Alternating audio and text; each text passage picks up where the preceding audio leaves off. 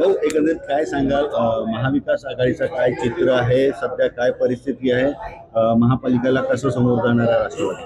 महाविकास आघाडी म्हणून आम्ही महानगरपालिका लढणार होतो. तशा पद्धतीनं बरेच दिवसापासून राष्ट्रवादी काँग्रेस पार्टीचे नेते मंडळी, काँग्रेसचे नेते मंडळी यांच्यासोबत अनेक बैठका झाल्या. अनेक बैठका करून आमच्या नेत्यांनी एक एक सीटवर 1 to 1 सीटवर आम्ही फायनल केलं. फायनल केल्याच्या नंतर सुद्धा एकमेकांच्या त्या नोट्सवर, गठबंधनच्या नोटवर सह्या सुद्धा झाल्या.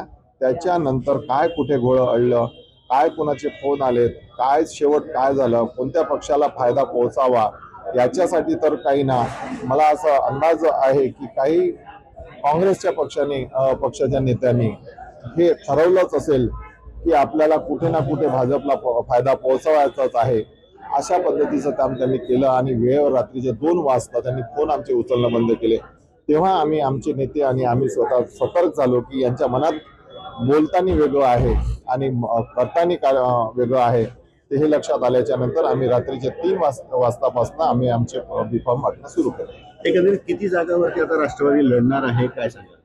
आम्ही काँग्रेस पक्षाने जर फसवलं नसतं तर जवळपास आम्ही 140 ते 150 जागेवर आम्ही लढलो असतो. पण हा आमचा जो वेळ गेला, आमचं गठबंधन होईल म्हणून कधी कधी होते की उमेदवाराला आपण सांगून देतो की तू तुझी तयारी कर आणि मग वेळेवर आपण जर तिकीट देऊ शकलो नाही तर त्याची अडचण होते. ती अडचण कार्यकर्त्याची, पदाधिकाऱ्याची होऊ नये, उमेदवाराची होऊ नये, याच्यासाठी आम्ही हा निर्णय घेतला की जेवढ्यांना आम्ही तिकीट देणार आहे, जेवढे महाविकास आघाडीमध्ये उमेदवारी मिळणार आहे तेवढ्याच लोकांना आम्ही ठेवलं आणि त्याच लोकांच्या विशेष जे मेरिटचे उमेदवार होते त्यांच्यावर चर्चा केली आणि ती चर्चा करून ती फायनल करण्याचा प्रयत्न केला. त्याच्यामुळे असं झालं की अनेक आमच्या उमेदवारांना आम्ही ते डिमॉरलाइज झाले आणि ते आपापल्या शांत झाले किंवा त्यांनी वेगळी वाट पाहिली.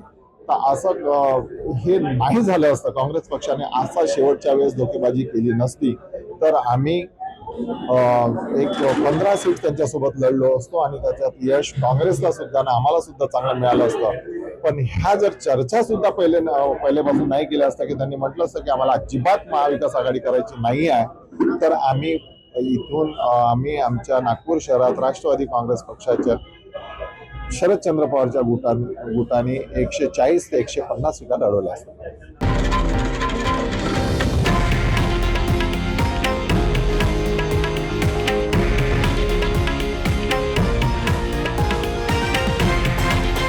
हे आहे देशातील नंबर 1 न्यूज नेटवर्क आणि आपण पाहत आहात TV9 मराठी, एकमेव.